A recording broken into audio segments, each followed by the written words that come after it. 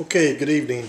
One of my viewers of one of my YouTube videos asked me to if I could give a video on how to do the split shot rig, which is what I used in the video from yesterday to catch a couple of good fish at Gibbons Creek. So I have to give credit to TFF. I used TFF a lot, and I got this idea from them about a year ago.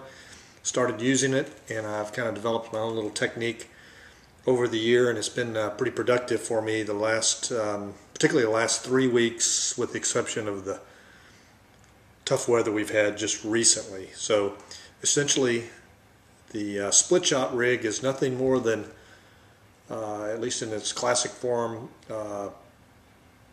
pinching a split shot onto a line about 12 to 18 inches above your bait, having a hook at the end and a bait, which allows your split shot to run along the bottom with your bait either suspended above the bottom or pulling along the bottom if you've got a sinking type bait. There's a lot of different techniques for doing this. This one I've worked over time, and it works for me on my home lake of Gibbons Creek. First, I use the Water Gremlin Bull Shot Split Shot weight. This particular bag I bought from Gander Mountain. It only cost about $1.50 for, I think, 14 of these weights, and it's a split shot. Correction, it's a bullet type weight, much like what you'd put on a Texas rig, but it's split down the middle, which allows you to crimp that on the line, and it comes in multiple different weights. I also use a Gamakatsu finesse weedless hook. Again, I got these at my local Gander Mountain. I've seen these used on wacky rigs, and it's a little round hook with a weed guard. Pretty simple operation.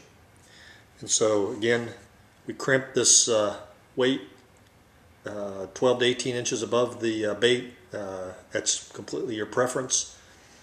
I read on TFF some people didn't like crimping weights onto their line. I've never had a problem with this. I've never broken off a fish or even broken it off when I've been caught in weeds or anything.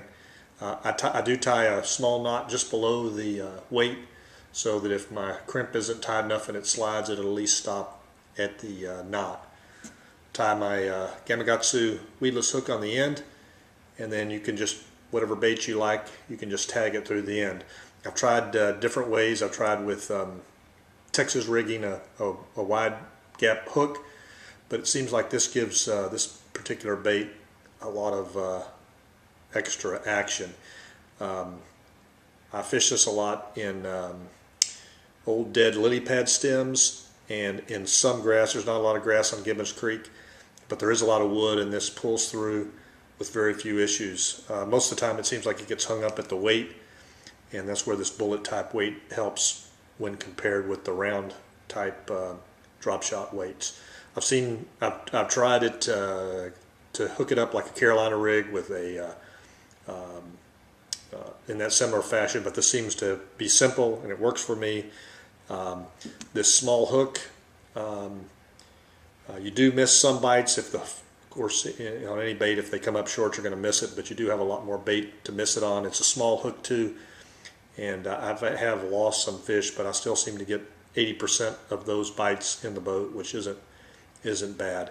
The bait that I've used most recently to catch quite a few fish, I caught 14, I think the last weekend in January I caught 14 fish in about an hour or two, a little less than 2 hours, is this Grande Bass Rattlesnake 4.5-inch version. Again, I just hook it right in the end.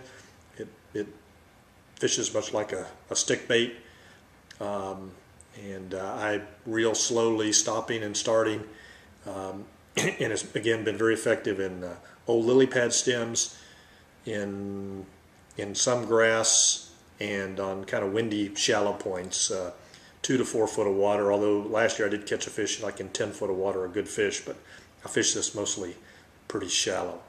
So again, this is the split shot rig that works on my home lake at Gibbons Creek. There's a lot of different techniques you can use. But this one's worked for me, and I hope it works for you. Good luck.